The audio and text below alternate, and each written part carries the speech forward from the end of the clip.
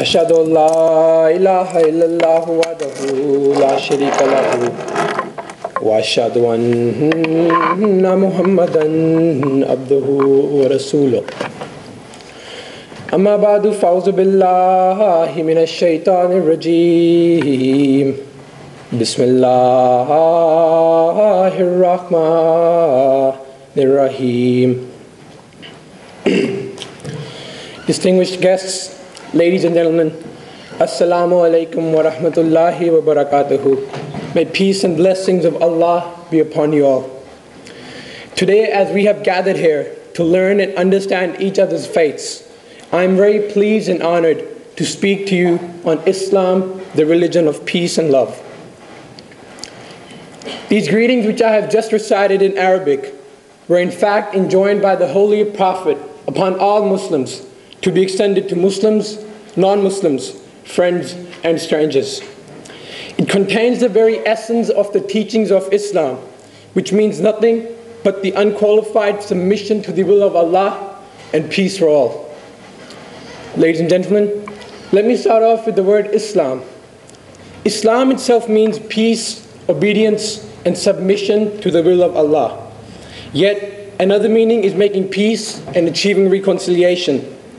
One meaning is to leave someone when he's likely to cause you harm, and another meaning is to walk together in harmony. The purpose of telling you about these definitions of the name of Islam given by God Almighty to this religion is because the sum total of its teachings and the Islamic laws include within it love, tolerance, endurance, service to humanity, and freedom of conscience.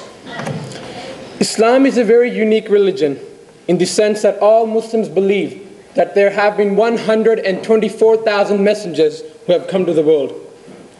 Among them was Jesus, Moses, and even Buddha and Krishna, whom we regard as prophets who came to this world and taught man righteousness, justice, and morality. They identified the one God and taught man to live in love and affection, to live a righteous life, a life of high morals. This belief makes Islam an extraordinary religion, which recognizes the founders of earlier faiths, true and from God. Thus, Islam creates a vast brotherhood in a society. In this respect, the Holy Quran says, "O mankind, we have created you from a male and a female, and we have made you into tribes and sub-tribes, that you may recognize one another. Verily, the most honorable among you in the sight of Allah is he who is the most righteous among you. Surely Allah is all-knowing, all-aware." Thus, Islam lays down the basis of a vast brotherhood in which all men and women, to whatever tribe or nation or caste they may belong, and whatever is their profession or rank in society, the wealthy and the poor have equal rights. Thus, no one can trample upon the rights of his fellow brother.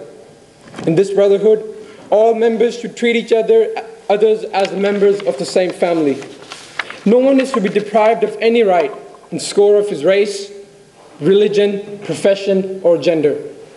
And this great brotherhood did not remain a brotherhood in theory, but became an actual living force by the noble example of the Holy Prophet, his worthy successors, and companions. The strict rule of brotherhood is laid down in the following words of the Holy Prophet. He says, "None of you is a believer in God until he loves for his brother what he loves for himself." Ladies and gentlemen, the whole human race is but one family.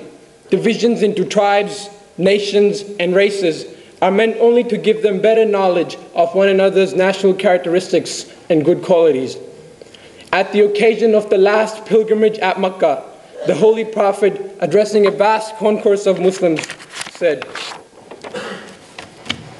"All of you are equal. All men, whatever nation or tribe they may belong to, and whatever station in life they may hold, are equal." Then he raised his two hands and joining the fingers of one hand with the other, he added, "Even as the fingers of the two hands are equal, so are human beings equal to one another. No one has any right any superiority to claim over another. You are as brothers. O men, your God is one and your ancestor is one. An Arab possesses no superiority over a non-Arab, nor does a non-Arab over an Arab. A white man is no way superior to a black, nor for that matter is a black man better than a white, but only to the extent to which he discharges his duty to God and man.